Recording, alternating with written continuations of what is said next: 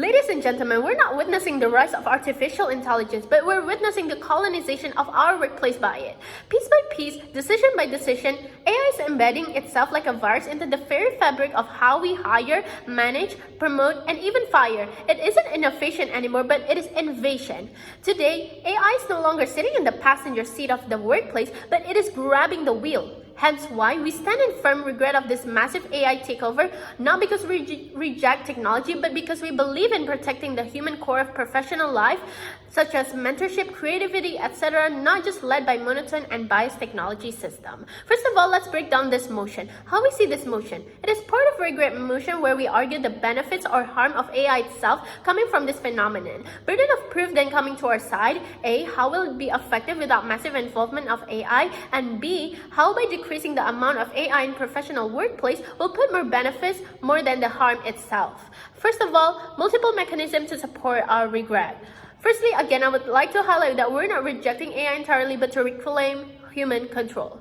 Firstly, we'll demand that companies, even government institutions, legally and ethically ban the use of AI, but in just finalizing the decision that requires deep human judgment, empathy, or moral reasoning, such as recruitment and management issue. How so? Will prohibit fully autonomous AI management system that assign tasks, evaluate people, or discipline employees. We never prohibit them to assist the decision making, but we're banning them from finalizing the decision, which should be fully coordinated by human. Preemption to start my arguments. They might say that AI creates a fairer, more efficient system than human ever could because they might be biased, but they can be easily audited, which humans manage your brain can. Two rebuttals coming from our side. AI learned from historical data. If those data reflects the flaw, biases, and inequalities in the past, they would inherit it. No amount of programming can fully eliminate the subtle prejudice except you reboot it, but it will cause much more loss.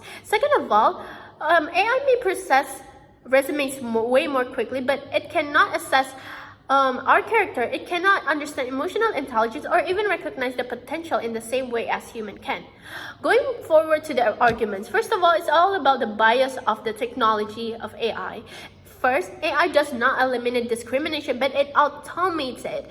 Remember how back then, the viral news of Amazon had to scrape AI from its hiring program due to its discrimination that downgraded female candidates to facial recognition tag that underperform on people of color. The results speak for themselves. But the second point is, who will take care of these responsibilities when an algorithm makes a bad call and mistakes? No one. Companies will eventually hide behind those algorithms while real people suffer from these consequences. Job losses, rejection, burnout, all due to the existence of AI inheriting biased data. Second of all, how effectiveness still side our government side. Firstly, we will bring back human-centered system where AI will never dominate the position, rather back to its nature as assistant. By minimalizing AI involvement, we will avoid overdependence on AI, which is a really good impact from our side of the house. By catering the human autonomy, if AI makes too many decisions, human might lose the ability to think critically and independently, and we do not want that to happen in our side of the house, as we increasingly rely on machines. Secondly, erasing the social and economic disparities. Over-reliance on AI could worsen inequality, as those with access to advanced AI could accumulate more power, wealth, and dignity and become egoistic with this chance.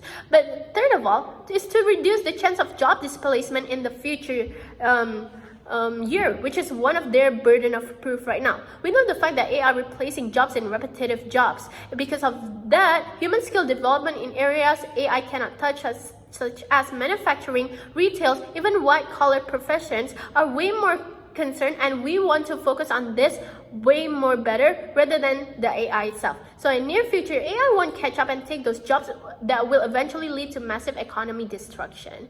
And lastly, it's all about the dehumanization of the workplace. Imagine having an AI sales manager, the recruiter, and evaluator. What will you think about your own worth in that company? You studied your whole life to suddenly work under AI. Human empathy, context, and nuance are stripped away.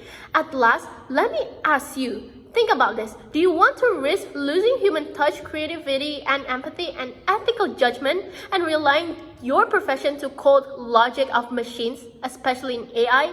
And that is all from me. Thank you.